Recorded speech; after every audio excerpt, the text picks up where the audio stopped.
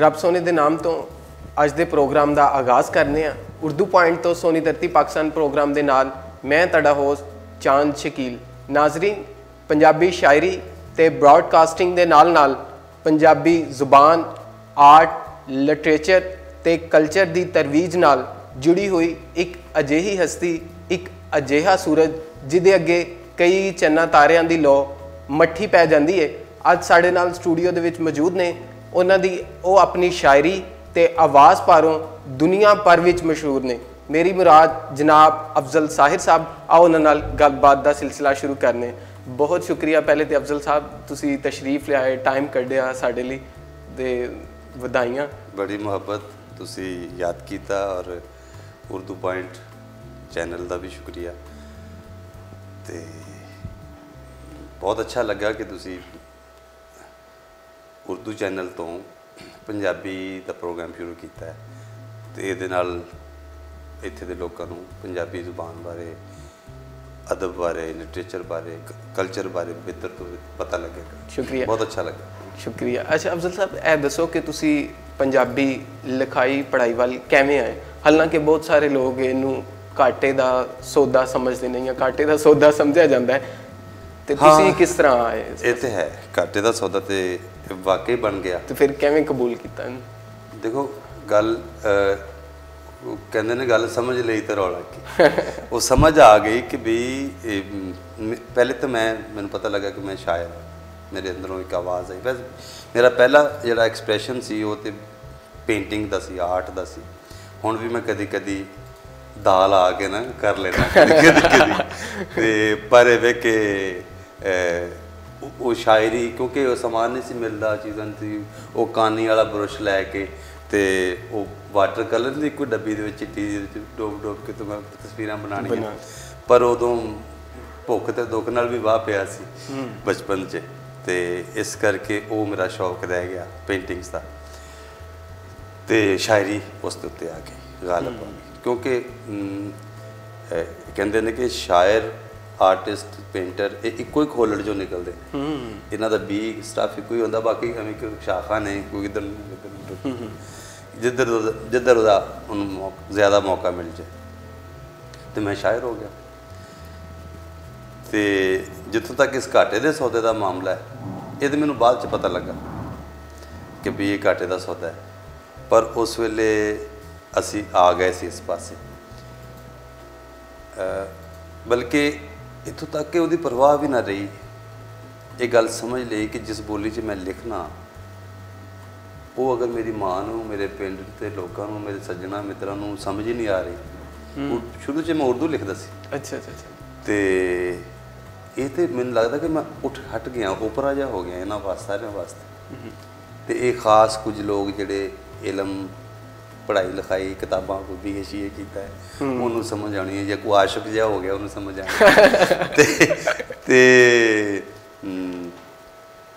बाद में जो एक पंजाबी में एक दो बोलियां लिखियां मेरे असल च पंजाबी रिदम जोड़ा ना वो माँ को मिले, हाजी साहब अब्बा जी को मिले, जिसे हाजी साहब कहने। तो ना पंजाबी का जोड़ा किस्सा सी, पंजाबी के जोड़े दास्ताना ने वो अपने रहाव च बोलते होंगे सन, गाँवते होंगे सन।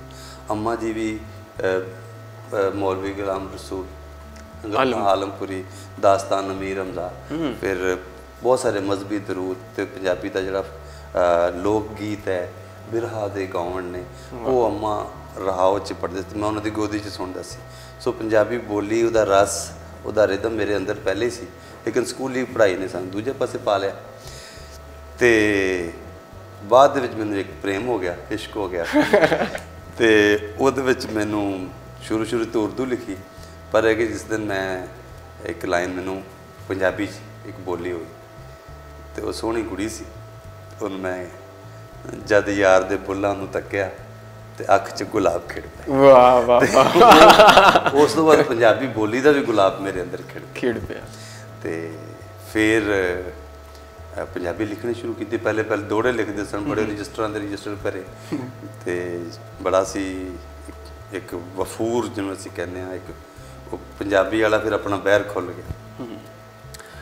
बाद पंजाबी का एक मैगजीन छपदा सी रवेल, ਹਾਂ ਤੇ ਸੱਜਣ ਅਖਬਾਰ ਸੀ, ਉਹਦੇ ਨਾਲ ਉਹਨੂੰ ਉਹਦੀ ਪੜ੍ਹਾਈ ਉਹਦੇ ਨਾਲ ਵੀ ਇੱਕ ਜੁੜਤ ਬਣੀ।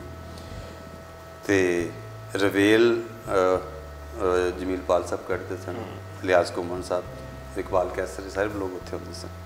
ਤੇ ਇਹਨਾਂ ਨਾਲ ਮੇਰੀ ਕੋਰਸਪੋਂਡੈਂਸ ਚੱਲਦੀ ਸੀ। ਤੇ ਉਦੋਂ ਹੀ ਮੈਂ ਗੁਰਮੁਖੀ ਵੀ ਸਿੱਖੀ। ਗੁਰਮੁਖੀ ਵੀ ਪਿੰਡ 'ਚ ਬਹਿ ਕੇ ਦੋਵਾਂ ਮਤਲਬ 3 ਘੰਟਿਆਂ 'ਚ ਮੈਂ ਸਿੱਖ ਲਈ ਆਪੇ ਹੀ। ਇੱਕ ਕਾਇਦਾ ਜਿਹਾ ਉੱਥੇ ਖਲਾਕ ਹੈਦਰਾਬਾਦੀ ਨੇ ਲੈਲਪੁਰ ਛਾਪਿਆ ਸੀ, ਤੇ ਉਹ ਮੈਂ ਉਹਨੂੰ ਪੜ੍ਹਿਆ ਤੇ ਘਰ 'ਚ ਪਿੰਡ 'ਚ ਬਹਿ ਕੇ ਮੈਂ 3 ਘੰਟਿਆਂ ਦੇ ਵਿੱਚ ਉਹ ਸਿੱਖੀ ਸਮਝੀ। ਤੇ ਇੱਕ ਮੈਂ ਖਤ ਲਿਖਿਆ ਵਾਹ ਲਾਹੌਰ ਜਮੀਲਪਾਲ ਸਾਹਿਬ ਨੂੰ, ਲਿਆਜ਼ ਘੁੰਮਣ ਹੋਰਾਂ ਨੂੰ, ਤੇ ਗੁਰਮੁਖੀ ਹਾਂ ਉਹ 3 ਸਫ਼ਿਆਂ ਦੇ ਵਿੱਚ ਕੋਈ ਮੈਂ ਕਿਹਾ 10 ਗਲਤੀਆਂ ਸਨ। ਵਾਹ, ਯਾਨੀ ਕਿ 3 ਘੰਟੇ ਦੇ ਅੰਦਰ ਸਿੱਖ ਲਈ। 3 ਘੰਟੇ ਸਿੱਖ ਲਈ। ਤੇ ਉਹ ਫਿਰ ਮੈਂ ਇਹਨਾਂ ਨੂੰ ਕਰ ਲਿਆ। ਤੇ ਫਿਰ ਇਹਨਾਂ ਨੇ ਮੈਨੂੰ ਕੁਝ ਚੀਜ਼ਾਂ ਟਰਾਂਸਕ੍ਰਾਈਬ ਕਰਨ ਵਾਸਤੇ ਕਰ ਲਈਆਂ। ਤੇ ਫਿਰ ਮੈਂ ਗੁਰਮੁਖੀ ਵੀ ਮੈਨੂੰ ਆ ਗਈ ਜ਼ਬਰਦਸਤ। ਤੇ ਫਿਰ ਹੌਲੀ ਹੌਲੀ ਪਹਿਲੇ ਤਾਂ ਉੱਥੇ ਲੈਲਪੁਰ ਹੀ ਰਿਹਾ, ਜਿੱਥੇ ਮੇਰਾ ਜਨਮ ਹੈ, ਜਿਸ ਸ਼ਹਿਰ ਦਾ। ਸ਼ਹਿਰ ਤੇ ਨਹੀਂ, ਪਿੰਡ ਦਾ ਹੈ। ਉਹਦੇ ਨਾਲ ਇੱਕ ਪਿੰਡ ਹੈ ਫਰਾਲਾ, 258 ਰੇਬੇ ਫਰਾਲਾ, ਸਮੁੰਦਰੀ ਵੱਲ ਜਾਈਏ ਤਾਂ ਡਿਜਕੋਟ ਦੇ ਨਾਲ। ਤੇ ਉਹ ਫਿਰ ਲੈਲਪੁਰ ਪਿੰਡ ਤੇ ਲਾਹੌਰ, ਤਿੰਨਾਂ ਦੇ ਵਿੱਚ ਮੈਂ ਘੁੰਮਿਆ। ਤੇ ਜਿਸ ਵੇਲੇ ਪਤਾ ਲੱਗਾ ਕਿ ਸਾਡੀ ਬੋਲੀ ਏਡੀ ਵਸੀਹ ਹੈ, ਏਡੀ ਵੱਡੀ ਹੈ, ਇਹਦੇ ਵਿੱਚ ਏਡਾ ਵੱਡਾ ਵਿਰਸਾ ਹੈ, ਇਹਦੇ ਵਿੱਚ ਬਾਬੇ ਸਾਡੇ ਕਲਾਸਿਕੀ ਸ਼ਾਇਰ ਨੇ, ਤੇ ਇੰਨੇ ਕਰੋੜਾਂ ਲੋਕਾਂ ਦੀ ਇਹ ਬੋਲੀ ਹੈ, 10-12 ਕਰੋੜ ਲੋਕਾਂ ਦੀ ਜ਼ੁਬਾਨ ਹੈ, ਤੇ ਉਹਦੇ ਵਿੱਚ ਕਾਇਦਾ ਵੀ ਨਹੀਂ ਹੈਗਾ। ਉਹ ਬੁੱਲੇ ਸ਼ਾਹ ਦੀ, ਵਾਰਿਸ ਸ਼ਾਹ ਦੀ, ਸ਼ਾਹ ਹੁਸੈਨ ਦੀ ਬੋਲੀ, ਇਹ ਆਪਣੇ ਵਤਨ 'ਚ ਬੇਵਤਨੀ ਹੋ ਗਈ। ਬੇਵਤਨੀ। ਤੇ ਇਹ ਤਾਂ ਔਰ ਫਿਰ ਜਿਸਲੇ ਇਹ ਸਮਝ ਆਈ ਕਿ ਸਾਡੀ 'ਚ ਅਨਪੜ੍ਹਤਾ ਕਿਉਂ ਹੈ, ਸਾਡੇ ਆਮ ਬੰਦੇ ਜਿਹੜੇ ਲੋਕ ਅਨਪੜ੍ਹ ਕਿਉਂ, ਉਹ ਕੁਝ ਸਕੂਲੋਂ ਕਿਉਂ ਨੱਸ ਜਾਂਦੇ ਨੇ, ਉਹ ਪਤਾ ਲੱਗਦਾ ਕਿ ਓਪਰੀਆਂ ਬੋਲੀਆਂ ਬੁਨਿਆਦੀ ਤੌਰ 'ਤੇ ਉਹਨਾਂ ਨੂੰ ਪੜ੍ਹਨੀਆਂ ਪੈ ਗਈਆਂ। ਤੇ ਆਪਣੀ ਬੋਲੀ ਜਿਹੜੀ ਉਹ ਘਰ ਹੀ ਛੱਡ ਗਿਆ। ਤੇ ਉਦੋਂ ਇਹ ਵੀ ਸੀ ਨਾ, ਉਹ 10 ਵੇਲੇ, ਮੈਂ ਸ਼ੇਰ ਵੀ ਲਿਖਿਆ ਸੀ ਇੱਕ ਨਜ਼ਮ 'ਚੋਂ, ਇੱਕ 10 ਵੇਲੇ ਦੇ ਹਾਕਮਾਂ ਇਹ ਲਿਖਿਆ ਕਿਤ ਅਸੂਲ। ਵਾਹ। ਜਿਬ ਆਪਣੀ ਨੂੰ ਵੱਢ ਕੇ ਮੇਰਾ ਗੁੱਡੂ ਗਿਆ ਸਕੂਲ। ਇਹ ਸਵਾਲ ਸਾਡੇ ਅੰਦਰ ਜਾਗ ਗਏ, ਇਹ ਸਮਝ ਆ ਗਈ, ਬੁਨਿਆਦੀ ਸਮਝ ਆ ਗਈ ਕਿ ਵੀ ਠੀਕ ਹੈ ਸਾਰੀਆਂ ਬੋਲੀਆਂ ਆਉਣੀਆਂ ਚਾਹੀਦੀਆਂ, ਤੇ ਪਰ ਆਪਣੀ ਬੋਲੀ ਪੜ੍ਹਿਆ ਬਿਨਾਂ ਨਾ ਤੁਹਾਡਾ ਵਿਜ਼ਨ ਬਣੇਗਾ, ਨਾ ਤੁਹਾਡਾ ਕਦੇ ਕੋਈ ਸ਼ਊਰ ਵਧੇਗਾ, ਨਾ ਤੁਹਾਨੂੰ ਤੁਹਾਡਾ ਕੋ ਆਪਣਾ ਇੱਕ ਹੁੰਦਾ ਨਾ ਇੱਕ ਨੁਕਤਾ ਨਜ਼ਰ ਬਣਦਾ ਹੈ, ਜਾਂ ਜ਼ਿੰਦਗੀ ਬਾਰੇ ਆਪਣੀ ਗਹਿਰੀ ਸਮਝ ਬਣਦੀ ਹੈ, ਕੋਈ ਰਮਜ਼ਾਂ ਸਮਝ ਆਉਂਦੀਆਂ ਨੇ, ਕੋਈ ਕਹਿ ਲਓ ਕਿ ਉਹਦਾ ਇਜ਼ਹਾਰ ਸੋਹਣਾ ਹੋ ਸਕਦਾ ਕਿਸੇ ਵੀ ਰੰਗ 'ਚ ਤੁਸੀਂ ਕਰਦੇ। ਸੋ ਆਪਣੀ ਬੋਲੀ ਦੇ ਵਿੱਚ ਬੜੀ ਸੌਖ ਹੈ, ਔਰ ਫਿਰ ਜਿਸ ਲਈ ਆਪਣੀ ਬੋਲੀ ਆ ਜਾਏਗੀ ਫਿਰ ਦੂਸਰੀਆਂ ਬੋਲੀਆਂ ਵੀ ਤੁਹਾਨੂੰ ਆ ਜਾਣਗੀਆਂ, ਕੰਪੈਰੀਜ਼ਨ ਆਸਾਨ ਹੋ ਜਾਏਗੀ। ਤਾਂ ਇਸ ਕਰਕੇ ਪੰਜਾਬੀ ਵੱਲ ਆਏ ਔਰ ਪੰਜਾਬੀ ਲਿਖਤ ਪੜ੍ਹ ਨਾਲ ਜੁੜੇ, ਤੇ ਫਿਰ ਉਹ ਦਿਨ ਹੈ ਤੇ ਅੱਜ ਦਾ ਦਿਨ। ਮਾਸ਼ਾਅੱਲਾ, ਤੁਸੀਂ ਸ਼ਾਇਰੀ ਵੀ ਕੀਤੀ, ਤੁਹਾਡਾ ਜਿਹੜਾ ਕਲਾਮ ਹੈ, ਬਹੁਤ ਸਾਰੇ ਮਸ਼ਹੂਰ ਜਿਹੜੇ ਗਾਇਕ ਨੇ ਉਹਨਾਂ ਨੇ ਵੀ ਗਾਇਆ ਹੈ। ਤੁਸੀਂ ਜ਼ਰਾ ਆਪੇ ਇਸ ਬਾਰੇ ਥੋੜੀ ਜਾਣਕਾਰੀ ਦਿਓ, ਮੈਂ ਚਾਹੁੰਦਾ ਹਾਂ। ਜਿਸ ਤਰ੍ਹਾਂ ਕੋਕ ਸਟੂਡੀਓ ਦੇ ਵਿੱਚ ਅਸਰਾਰ ਨੇ, ਸ਼ੱਕਰ ਵੰਡਾਰੇ, ਉਹ ਗਾਣਾ ਬੜੀ ਇਹ ਬਲਕਿ ਇਹ ਪਹਿਲੇ ਤੇ ਰਾਹਤ ਫਤਿਹ ਅਲੀ ਖਾਨ ਨੇ ਇਹ ਸਿਲਸਿਲਾ ਉਹਨਾਂ ਨੇ ਸ਼ੁਰੂ ਕੀਤਾ, ਕਿ ਉਹਨਾਂ ਦੀ ਜਦ ਨੁਸਰਤ ਸਾਹਿਬ ਦੀ ਡੈਥ ਹੋਈ ਤੇ ਉਹ ਉਹਨਾਂ ਦੇ ਘਰ ਸੀ ਗਏ, ਫਰਕੀ ਉਹਨਾਂ ਦੇ ਵਾਲਦ ਰਾਹਤ ਸਾਹਿਬ ਨੂੰ, ਉੱਥੇ ਗੱਲਾਂ 'ਚ ਮੇਰੇ ਨਾਲ ਮੇਰਾ ਇੱਕ ਦੋਸਤ ਸੀ, ਉਹਨੇ ਕਿਹਾ ਕਿ ਅਫਜ਼ਲ ਸਾਹਿਬ ਸ਼ਾਇਰ ਵੀ ਨੇ, ਅਸੀਂ ਤੇ ਖਬਰ ਲੈਣ ਗਏ ਵੀ ਅਸੀਂ ਤਰ੍ਹਾਂ ਲੇਟ ਸੀ, ਤੇ ਉਹੀ ਜਿਵੇਂ ਕਹਿੰਦੇ ਨਾ ਬਾਰੀ ਵਰੀ ਮਕਾਨ ਆਈ ਤੇ ਹੱਸਦਿਆਂ ਨੂੰ ਰਵਾਨ ਆਈ। ਉਹ ਅਸੀਂ ਫਿਰ ਉਹਨਾਂ ਗੱਲਾਂ 'ਚ ਸੁਰਾਂ 'ਚ ਜਾ ਬੈਠੇ, ਤੇ ਮੈਂ ਕੁਝ ਸੁਣਾਇਆ, ਤੇ ਉਹ ਫਰਕੀ ਸਾਹਿਬ ਦੇ ਨਾਲ ਰਾਹਤ ਫਤਿਹ ਅਲੀ ਖਾਨ ਸਾਹਿਬ ਵਾਲਦ ਸਾਹਿਬ, ਉਹ ਕਹਿੰਦੇ ਨਜ਼ਮਾਂ ਸੁਣ ਕੇ ਤੇ ਕਹਿੰਦੇ ਕਿ ਯਾਰ ਇਹ ਤੇ ਖਾਨ ਸਾਹਿਬ ਨੁਸਰਤ ਸਾਹਿਬ ਤੇ ਗਾਣ ਵਾਲੀਆਂ ਸਨ। ਵਾਹ। ਤੇ ਮੈਂ ਕਿਹਾ ਜੀ ਮੈਂ ਕੁਝ ਲਿਖਿਆ ਵੀ ਸੀ ਉਹਨਾਂ ਵਾਸਤੇ, ਔਰ ਅਸੀਂ ਐਸੇ ਇੱਕ ਇੰਟਰਵਿਊ ਵੀ ਉਹਨਾਂ ਦਾ ਛਾਪਿਆ ਸੀ, ਰਵੇਲ 'ਚ ਵੀ ਛਾਪਿਆ ਸੀ, ਤੇ ਬਸ ਮੁਲਾਕਾਤ ਨਾ ਹੋ ਪਾਈ ਉਸ ਤੋਂ ਬਾਅਦ ਕਿ ਉਹਨਾਂ ਨੂੰ ਦਿੰਦੇ, ਲੇਕਿਨ ਮੇਰਾ ਮਨ ਸੀ ਕਿ ਉਹਨਾਂ ਨੂੰ ਕੁਝ ਜਾਂਦੇ, ਲੇਕਿਨ ਦੇਖ ਲਓ ਤੁਸੀਂ ਉੱਥੇ ਰਾਹਤ ਨੇ ਉਹਨਾਂ ਨਜ਼ਮਾਂ ਨੂੰ ਕੰਪੋਜ਼ ਕੀਤਾ। ਉੱਥੇ ਬੈਠੇ ਪਹਿਲੇ ਕਿ ਅਸੀਂ ਜਿੰਦੜੀਏ ਆ ਖਿੜ ਖਿੜ ਰੋਈਏ, ਵਾਹ, ਮਾਰ ਦੋ ਹੱਥੜ ਹੱਸੀਏ, ਤੇ ਇੱਕ ਸੀ ਜਿੰਦੇ ਜਿੰਦੇ, ਤੇ ਉਸ ਤੋਂ ਬਾਅਦ ਮੈਨੂੰ ਇੱਕ ਦਿਨ ਫੋਨ ਆ ਗਿਆ, ਉਹ 4 ਸ਼ੇਰ ਉਹਨਾਂ ਨੇ ਮੇਰੇ ਕੋਲ ਲਿਖਵਾ ਲਏ ਤੇ ਉਹਨਾਂ ਨੇ ਮੈਨੂੰ ਕਿਹਾ ਕਿ ਜਿਸ ਲਈ ਰਿਕਾਰਡ ਹੋਇਆ ਤੇ ਉਹਨਾਂ ਨੇ 4 ਕਿਸੇ ਹੋਰ ਕੋਲ ਲਿਖਵਾ ਉਹ ਜਿਹੜੇ ਰਹਿਮਤ ਗ੍ਰਾਮੋਫੋਨ ਵਾਲੇ ਫੈਸਲਾਬਾਦ ਵਾਲੇ, ਉਹਨਾਂ ਦਾ ਪਰਦੇਸੀਆ ਵਾਲੀਅਮ 2 ਆਇਆ, ਪਰਦੇਸੀਆ ਵਾਲੀਅਮ 2 ਉਹਦਾ ਟਾਈਟਲ ਸੌਂਗ ਹੀ ਜਿੰਦੇ ਸੀ ਉਹਨੇ ਰੱਖਿਆ। ਤੇ ਉਹ ਅਰਸ਼ਦ ਸਾਹਿਬ ਉਹਨਾਂ ਨੂੰ ਕਹਿੰਦੇ ਕਿ ਵੀ ਇਹ 4 ਸ਼ੇਰ ਰਲਦੇ ਨਹੀਂ ਪਏ, ਇਹ 4 ਹੋਰ ਲੱਗਦੇ ਨੇ, ਇਹ 4ਾਂ ਦੀ ਹੋਰ ਹੀ ਖੇਡ ਹੈ ਤੇ ਇਹਨਾਂ ਨੂੰ ਠੀਕ ਕਰਾਓ। ਫਿਰ ਰਾਹਤ ਜੀ ਦਾ ਮੈਨੂੰ ਫੋਨ ਆਇਆ ਤੇ ਉਹ ਕਹਿੰਦੇ ਨੇ ਕਿ ਬਾਬਾ ਜੀ ਇਹ ਰੌਲਾ ਰਲਾਓ। ਫਿਰ ਮੈਂ ਗਏ, ਫਿਰ ਅਸੀਂ ਖਾਸ ਨਸ਼ਿਸਤ ਕੀਤੀ ਤੇ ਫਿਰ ਮੈਂ ਕੋਈ 14 ਸ਼ੇਰ ਉਹਨਾਂ ਨੂੰ ਦੇ ਕੇ ਆਇਆ। ਉਹਦੇ ਵਿੱਚ ਫਿਰ ਉਹਨਾਂ ਨੇ ਆਪਣੇ ਚੁਣ ਕੇ ਆਪਣੀ ਮਰਜ਼ੀ ਨਾਲ 8 ਗਾਏ ਜਿੰਦੇ ਜਿੰਦੇ ਦੇ ਨਾਲ। ਤੇ ਉਸ ਤੋਂ ਬਾਅਦ ਮੈਂ ਮਜ਼ੀਦ ਨਾ ਲਿਖਿਆ, ਉਹ ਵੀ ਉਹਨਾਂ ਨੇ ਗਾ ਲਿਆ ਸੀ ਤੇ ਮੈਂ ਅਸਰਾਰ ਨੇ ਫਿਰ ਮੈਨੂੰ ਇਸ ਪਾਸੇ ਮੈਨੂੰ ਇੱਧਰ ਧੱਕਾ ਦੇ ਛੜਿਆ। ਹਾਲਾਂਕਿ ਮੇਰੀ ਮਾਲ ਆਰਡਰ ਤੇ ਤਿਆਰ ਕਰਨਾ ਮੇਰੀ ਕੋਈ ਰੂਹ ਹੀ ਨਹੀਂ ਲੱਗਦੀ ਕਿ ਵੀ ਇਸ ਤਰ੍ਹਾਂ ਦਾ ਆਰਡਰ ਦਿੱਤਾ ਜਾਵੇ, ਆਰਡਰ ਦੇ ਉੱਤੇ ਸ਼ਾਇਰੀ ਕੀਤੀ ਜਾਏ, ਮਤਲਬ ਤੁਸੀਂ ਬਹਿ ਕੇ ਉਤਾਰ ਕਰਵਾਉਣਾ ਆਪਣੇ ਆਪ ਨੂੰ ਚੀਜ਼ਾਂ ਦੇ ਰਿਦਮ 'ਚ ਜਾਣਾ ਮੁਸ਼ਕਿਲ ਹੁੰਦਾ, ਉਹ ਮੁਸ਼ਕਿਲ ਹੁੰਦਾ। ਔਰ ਸ਼ਾਇਦ ਮੇਰਾ ਉਸ ਤਰ੍ਹਾਂ ਦਾ ਸੁਭਾਅ ਨਹੀਂ ਹੈ, ਲੇਕਿਨ ਹੌਲੀ ਹੌਲੀ ਜਿਹੜਾ ਨਾ ਉਹ ਇੰਝ ਲੱਗਦਾ ਸੀ ਕਿ ਜੇ ਕੋਈ ਸੁਰ ਨੂੰ ਤਰਜ਼ ਕੋਈ ਠੀਕ ਲੱਗ ਜਾਏ ਜਾਂ ਮਤਲਬ ਕੋਈ ਰੌਂਗ ਕੈਫੀਅਤ ਬਣ ਜਾਏ ਤੇ ਲਿਖ ਦੇਣਾ। तो असरार ने फिर शक्कर बनना, सब तो पहले से उन्हें पीड़ा विकने आईयां, पीड़ा विकने आई, फिर छलक छलक गई आँखियाँ, एक नी अलबेलीए उसका आया ते फिर होर भी कई गीत ने जेडे इस वेले बस बाहर नहीं आते लेकिन उस गाए ने लिखे हुए ने। एक साइयां साइयां हाँ वो एक वो भी है, और इस तो अलावा यारा यारा एक बाज दरे सुनना लगदा जग वो जे बाहर नहीं आए। ਤੇ ਫਿਰ ਸ਼ੱਕਰ ਬਣਨਾ ਜਿਹੜਾ ਨਾ ਉਹ ਪਹਿਲੇ ਤੇ ਗਾਇਆ ਸੀ, ਫਿਰ ਕੋਕ ਸਟੂਡੀਓ ਚ ਆ ਗਿਆ, ਫਿਰ ਉਹ ਮਨ ਜਹਾਂ ਇੱਕ ਫਿਲਮ ਆਈ ਮਾਇਰਾ ਖਾਨ ਤੇ ਹੋਰ ਕਿੰਨੇ ਸਾਰੇ ਹੀਰੋ, 3 ਹੀਰੋ ਨੇ ਤੇ 3 ਹੀਰੋ ਉਹਨਾਂ ਨੇ ਤੇ ਉਹਦੇ ਵਿੱਚ ਵੀ ਆਇਆ। ਉਹ ਮਤਲਬ 3 ਉਹਦੇ ਵਰਜਨ ਬਣੇ। ਉਹ ਹੋਇਆ ਅੱਜ ਕੱਲ੍ਹ JLE ਬਣਾ ਰਿਹਾ ਕੁਛ ਗੀਤ। ਅੱਛਾ ਉਹ ਮੈਨੂੰ ਜ਼ਿਆਦਾ ਅੱਛਾ ਲੱਗਦਾ ਹੈ। ਅੱਖੀਆਂ ਚੋਂ ਵਗਦੀ ਜਾਵੇ ਕਤਰਾ ਕਤਰਾ ਮੈਂ, ਉਹ ਸੁਣੋਗੇ ਤਾਂ ਤੁਹਾਨੂੰ ਜ਼ਿਆਦਾ ਮਜ਼ਾ ਆਏਗਾ। ਸੋ ਇਸ ਤਰ੍ਹਾਂ ਕਾਫੀ ਹੋਰ ਜੀਆਂ ਨੇ ਵੀ ਕੋਈ ਹੋਰ ਲੋਕਾਂ ਨੇ ਵੀ ਗਾਇਆ ਤੇ ਵੀ ਮੈਂ ਹੌਲੀ ਹੌਲੀ ਕਦੀ ਕਦੀ ਵਿੱਚ ਦਾ ਲੱਗਦਾ ਤੇ ਮੈਂ ਲਿਖ ਦਿੰਦਾ। ਅੱਛਾ ਤਾਂ ਮੇਰਾ ਇੰਨਾ ਕੋਈ ਰੱਜ ਨਹੀਂ ਹੁੰਦਾ, ਲੇਕਿਨ ਦੂਸਰੇ ਰਾਜ਼ੀ ਹੋ ਜਾਂਦੇ ਨੇ ਮੈਂ ਕਿਹਾ। ਹਾਂ ਅੱਛਾ, ਤੁਹਾਨੂੰ ਕੈਸਾ ਮਹਿਸੂਸ ਹੁੰਦਾ ਹੈ ਹੋਰ ਵੀ ਦੁਨੀਆ ਭਰ ਦੇ ਵਿੱਚ ਸ਼ਾਇਰ ਮੌਜੂਦ ਨੇ, ਤੁਹਾਡਾ ਕਲਾਮ ਜਿਹੜਾ ਹੈ ਉਹ ਇੰਨੀ ਉੱਚ ਪੱਧਰ ਤੇ ਜਾ ਕੇ ਗਾਏ ਜਾਣ, ਤੁਹਾਨੂੰ ਕਿਸ ਤਰ੍ਹਾਂ ਮਹਿਸੂਸ ਕਰਦੇ ਹੋ ਤੁਸੀਂ? ਰੂਹ ਤਾਜ਼ਾ ਤੇ ਹੁੰਦੀ ਹੋਏਗੀ? ਨਹੀਂ, ਰੂਹ ਤੇ ਖਿੜਦਾ ਹੈ ਜਿਸ ਵੇਲੇ ਬੰਦਾ ਉਸ ਤਖਲੀਕੀ ਅਮਲ ਚੋਂ ਗੁਜ਼ਰ ਰਿਹਾ ਹੁੰਦਾ, ਕੁਝ ਕਰ ਰਿਹਾ ਹੁੰਦਾ, ਬਣ ਜਾਂਦੀ ਚੀਜ਼ ਤੇ ਹੈਰਾਨੀ ਤੇ ਹੁੰਦੀ ਹੈ, ਮਜ਼ਾ ਵੀ ਆਉਂਦਾ ਹੈ, ਤਾਜ਼ਗੀ ਵੀ ਆ ਜਾਂਦੀ ਹੈ ਇਹ ਮੈਂ ਲਿਖਿਆ। ਕੁਝ ਲਾਈਨਾਂ ਅਜਿਹੀਆਂ ਹੋ ਜਾਂਦੀਆਂ ਨੇ, ਅਜਾਇਬ ਹੋ ਜਾਂਦੀਆਂ ਨੇ, ਤੇ ਕੁਝ ਤੁਹਾਡੀ ਆਪਣੀ ਜਿਹੜੀ ਕੌਨਸ਼ੀਅਸਨੈਸ ਹੈ, ਤੁਹਾਡਾ ਆਪਣਾ ਵਿਜ਼ਨ ਹੈ, ਤੁਹਾਨੂੰ ਪਤਾ ਹੁੰਦਾ ਕਿ ਤੁਸੀਂ ਕੀ ਬਣਾ ਰਹੇ ਹੋ, ਕੀ ਲਿਖ ਰਹੇ ਹੋ, ਜ਼ਿੰਦਗੀ ਨੇ ਸਾਨੂੰ ਕੀ ਦਿੱਤਾ ਤੇ ਅਸੀਂ ਉਹਨੂੰ ਕੀ ਮੋੜ ਰਹੇ ਹਾਂ। ਤੇ ਉਹ ਅਗਰ ਕੁਝ ਕਦੀ ਮੈਨੂੰ ਹੈਰਾਨੀ ਹੁੰਦੀ ਹੈ ਕਿ ਇਹ ਕਿਸ ਲਿਖਿਆ, ਕੌਣ ਹੈ ਮੇਰੇ ਅੰਦਰ ਜਿਹੜਾ ਦੂਜਾ ਜਿਹੜਾ, ਮੈਨੂੰ ਤਾਂ ਇੰਝ ਲੱਗਦਾ ਕਿ ਇਹ ਕੁਝ ਕਰਮ ਮੇਰ ਵੀ ਹੁੰਦੀ ਹੈ, ਲੇਕਿਨ ਕੁਝ ਆਪਣਾ ਧਿਆਨ ਵੀ ਹੁੰਦਾ ਤੇ ਚੰਗਾ ਲੱਗਦਾ। ਅੱਛਾ, ਤੁਹਾਡੇ ਬਾਰੇ ਅੰਮ੍ਰਿਤਾ ਪ੍ਰੀਤਮ ਜੀ ਨੇ, ਉਹਨਾਂ ਨੇ ਇੱਕ ਲੇਖ ਲਿਖਿਆ, ਉਹਦੇ ਵਿੱਚ ਤੁਹਾਨੂੰ ਬਾਹੂ ਦੀ ਹੂ ਆਖਿਆ, ਤੁਸੀਂ ਇਹਨੂੰ ਕਿਸ ਤਰ੍ਹਾਂ ਮਹਿਸੂਸ ਕਰਦੇ ਹੋ ਜਾਂ ਕੀ ਸਮਝਦੇ ਹੋ? ਮੈਂ ਉਹ ਕਹਿੰਦਾ ਨਾ, ਮੈਂ ਗਲੀਆਂ ਦਾ ਰੂੜਾ ਕੂੜਾ ਮਹਿਲ ਚੜਾਇਆ ਸਾਈਆਂ। ਸਾਈਂ ਅਫਜ਼ਲ ਸਾਹਿਰ ਲਈ ਵੀ ਇੱਕ ਅੰਮ੍ਰਿਤਾ ਜੀ ਨੇ ਲਾਈਨ ਲਿਖੀ ਸੀ, ਕਿਤਾਬ ਜਿਹਨੇ ਮੈਨੂੰ ਦਿੱਤੀ ਤੇ ਉਹਦੇ 'ਚ ਸਾਈਂ ਲਿਖਿਆ ਤੇ ਮੈਂ ਹੈਰਾਨ ਹੋ ਗਿਆ।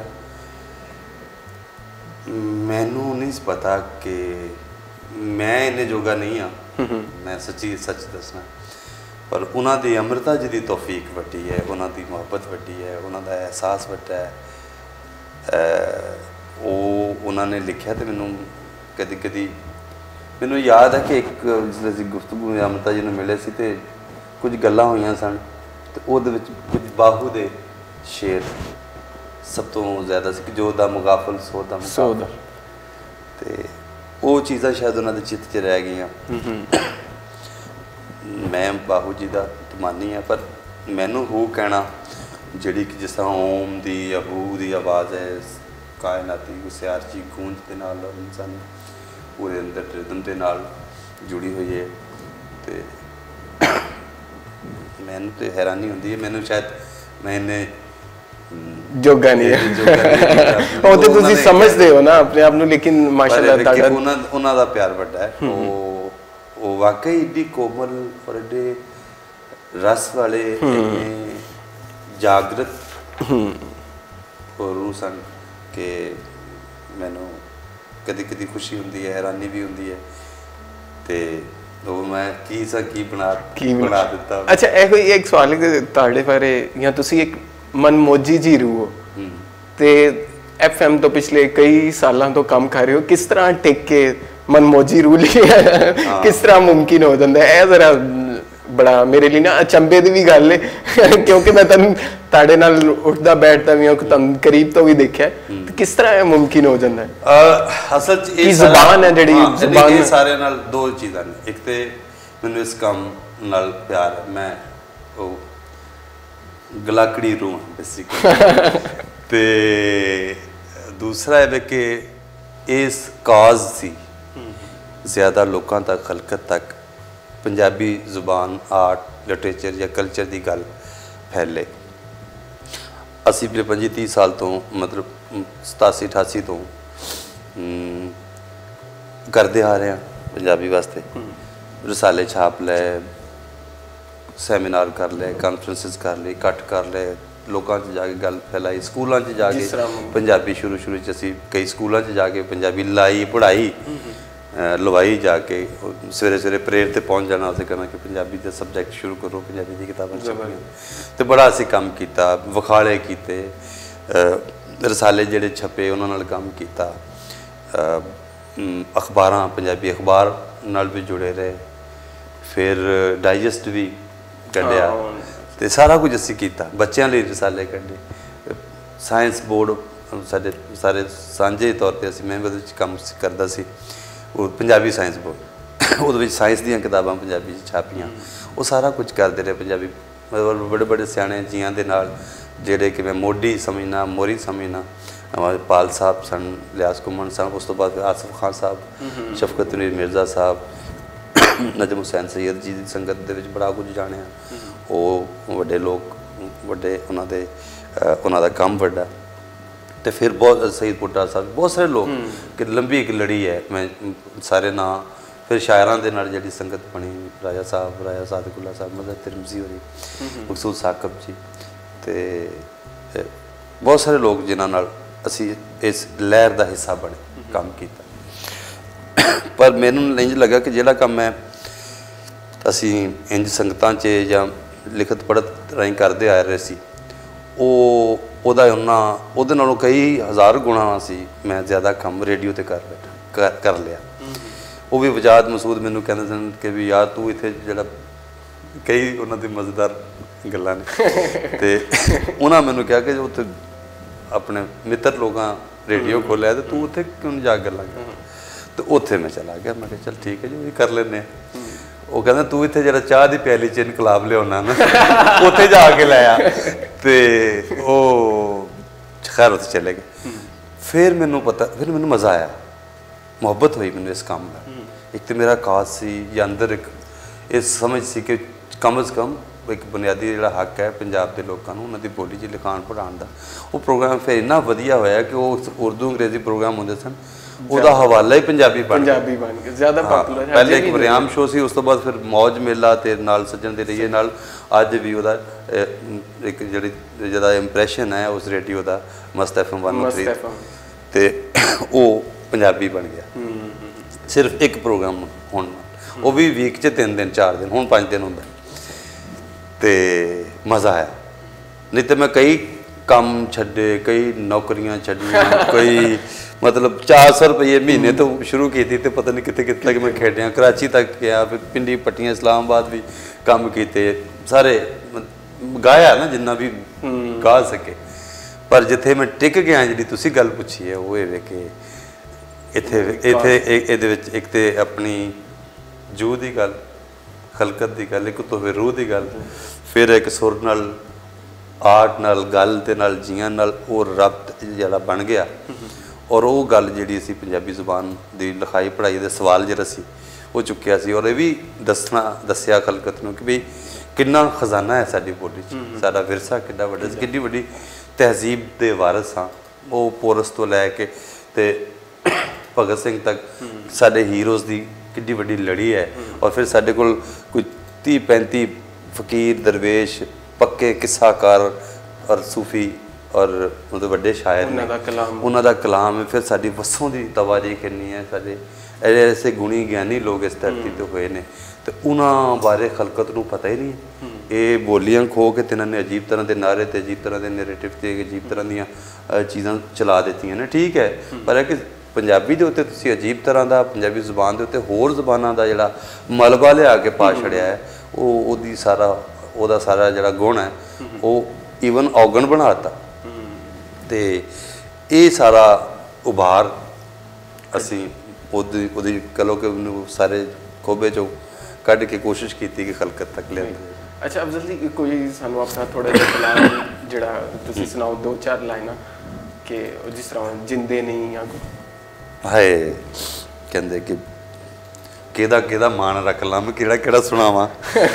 ਤੇ ਜਿੰਦੇ ਨਹੀਂ ਤੁਸੀਂ ਕਿਹਾ ਬੜੀ ਪੁਰਾਣੀ ਨਜ਼ਮ ਹੈ, ਮਤਲਬ ਸਮਝ ਲਓ ਕਿ 25 ਸਾਲ ਤੇ ਹੋਣੀ, ਪਸੰਦ ਬਹੁਤ ਕੀਤੀ ਜਾਂਦੀ। ਆਹੋ, ਤੇ ਜਿੰਦੇ ਨਹੀਂ ਤੂੰ ਕੀਕਣ ਜੰਮੀ ਤੇ ਪੈਰ ਪੈਰ ਤੇ ਨਿਤ ਬਖੇੜੇ, ਤੇ ਜੀਵਨ ਦੀ ਰਾਹ ਲੰਮੀ, ਜਿੰਦੇ ਨਹੀਂ ਤੂੰ ਕੀਕਣ ਜੰਮੀ, ਜਿੰਦੇ ਨਹੀਂ ਕੀ ਲੱਛਣ ਤੇਰੇ, ਤੇ ਫਨੀਅਰ ਨਾਲ ਜਰਾਨੇ ਵੀ ਨੇ, ਤੇ ਜੋਗੀ ਵੱਲ ਵੀ ਫੇਰੇ, ਜਿੰਦੇ ਨਹੀਂ ਕੀ ਲੱਛਣ ਤੇਰੇ, ਜਿੰਦੇ ਨਹੀਂ ਕੀ ਸਾਖ ਸਹੇੜੇ, ਇੱਕ ਬੁੱਕਲ ਵਿੱਚ ਰਾਂਝਣ ਮਾਹੀ ਤੇ ਦੂਜੀ ਦੇ ਵਿੱਚ ਖੇੜੇ, ਜਿੰਦੇ ਨਹੀਂ ਕੀ ਸਾਖ ਸਹੇੜੇ, ਤੇ ਜਿੰਦੇ ਨਹੀਂ ਕੀ ਕਾਰੇ ਕੀਤੇ, ਤੇ ਆਪੇ ਆਸ ਦੇ ਚੋਲੇ ਪਾੜੇ, ਆਪੇ ਬਹਿ ਕੇ ਸੀਤੇ, ਜਿੰਦੇ ਨਹੀਂ ਕੀ ਕਾਰੇ ਕੀਤੇ, ਤੇ ਜਿੰਦੇ ਨਹੀਂ ਤੱਕ ਚੇਤ ਵਸਾਖਾਂ,